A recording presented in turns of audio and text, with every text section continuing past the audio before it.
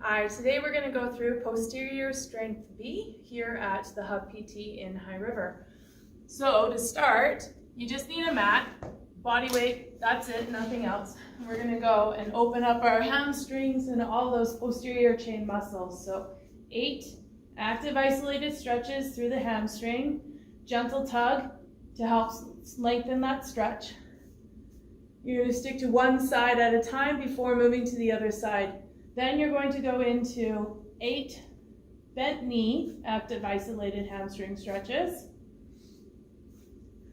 Same thing, one side at a time. And then we're moving on to a pure form. So you grab the shin, hand on the inside of that thigh, not on the knee joint. In and out, so lift the leg, little twist, open up the hip, and then in and out we go. Then we're going to go into a half kneeling runner stretch or active isolated hip flexor stretch. So we want our back toe grounded into the ground. I wonder if here, there we go. So we want back toe curled underneath the heels, pushing down into the ground. We want our knee, hip, and shoulder stacked as best as possible. From here, we're going to finish that chain, reaching up so it's the longest line possible. And then all we're doing is pushing the hip forward and then releasing. So we're reaching high, push the hip forward, and release. So notice there's no forward lean. We're just keeping that position, getting a nice stretch in through that inner thigh. So squeeze the cheek, release the cheek. 8 on each side. Then we'll go into a single leg prone hip extension. On your tummy, head resting on hands, as 90-degree bend in the knee and the ankle as possible, using the glute muscle to pick up that leg, taking the hamstring out of it as much as possible, and then using the glutes to fire and lift that leg off the ground. If it's a small movement to begin with, totally fine. We want to be able to get that full range as soon as we can, or as best as we can, I should say. All right, into pulsing fire hydrant. So hands and knees position, or quadruped, or all fours. Toes tucked underneath the heels. From here, hands underneath shoulders. Everything's nice and stacked. Long body. Ribs are pulled in and down. We're keeping a nice open chest and neutral neck. From here, we're going to lift up. Fire hydrant. We're going to go into pulsing up and down, keeping everything in nice and control. You can go for a shorter movement if you need to. We're working on keeping everything square, and we are not going for that big movement. We want it to be nice and controlled. Only movements coming from the hip joint, nothing else. Then moving on, we are holding our bird dog. So you're going to get into that all fours position again, opposite arm, opposite leg. Long spine, remember that your ribs are tucked in towards your pelvis, neutral neck, and we want to think nice and long. And we're holding as long as we can, as long as that program is prescribed for you. Then you'll go to the other side. Then we're going to go into either reverse Superman or prone lower limb raise, head resting on hands.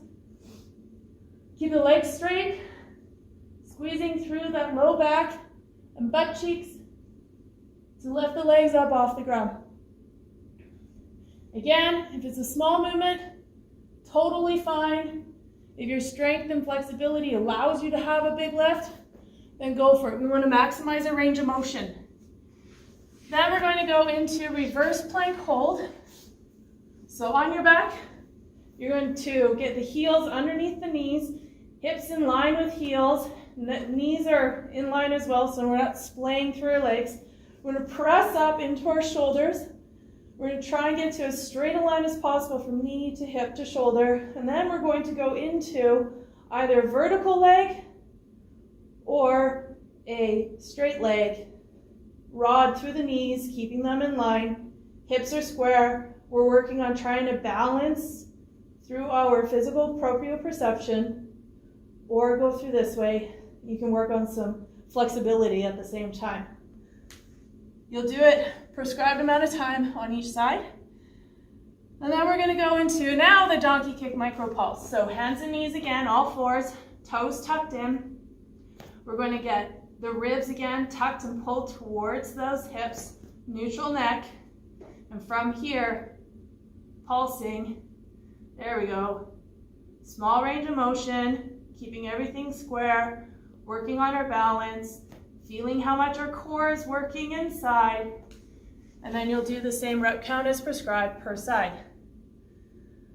Then we get to go into a crossed ankle or crossed knee, cross leg, sorry, reverse bridge hold. So same setup concept as that reverse bridge, but now we're going to take one leg, cross it over, and then we're going to try and press up through here. Now you can work on a little bit of a hip opener at the same time, trying to promote that leg to come down rather than being in a nice tight position. We want to open everything up but still keep hips square to the sky. And you're holding. So the prescribed amount of time, hold for that length of time. Then we get to go into a high beast plank.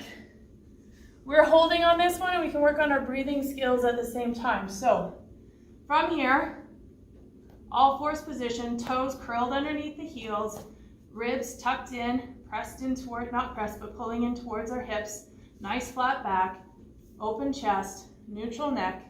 So we want to be this. We want to have slightly depressed, long spine.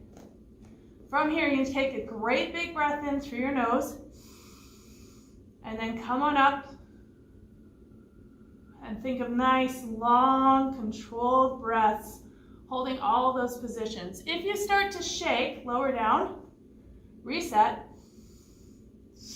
and go into it again. As you're exhaling, you're thinking of blowing out through a straw, so it's a sound. Literally try and think of blowing out through a straw, small straw, tongue against front teeth, and almost like you're trying to whistle. Then we're going to go into a single leg Romanian deadlift. So I'll show you from the front view. We're going to be nice and tall, feet planted in the ground. You're going to find the foot that you want to start on. Gently hike that hip up so we have good hip control.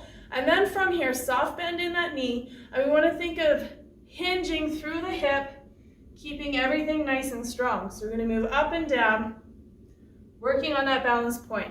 I find putting my hands on my hips is good because it makes me think about what they're doing. You can do whatever you want with your hands. If you need something for balance, you can go for that. Use something for balance to help you out. Counter table, whatever. And we're going to work on that range of motion. So long, long, long, long lines, not reaching with our chest. We're simply moving through the hip joint in that pendulum position. So you might hear that one referred to as ostrich or pendulum as well. And then we get to go into my favorites for opening everything up, eagles and scorpions. So eagles on your back, hands out to the side, palms up. We're going to swing gently from one side to the other, letting the hips and spine roll freely, side to side. Your rep count is total, not per side. And then you're going to flip over for scorpions. Same thing on your tummy, and then rolling freely, side to side. Let your body take its range of motion. We don't want to be blocking unless we are in fact that tight. Allow everything to move free, but don't put yourself into a point of discomfort. And then we get to finish it off again, stretching through that posterior chain. So straight leg hamstring stretch, one side at a time. Bent knee hamstring stretch, so active isolated stretching. We're active, we're isolating that muscle group. We're only holding for 2 seconds, and then we're releasing. And then an active isolated piriformis stretch. Hand around the ankle, hand gently into that inside of the thigh, and then coming through.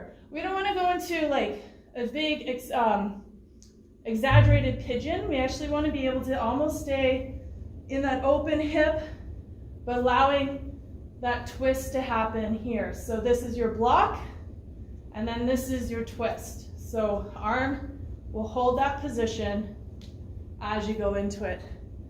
Then we get to go back into our kneeling hip flexor. Show you from this angle now.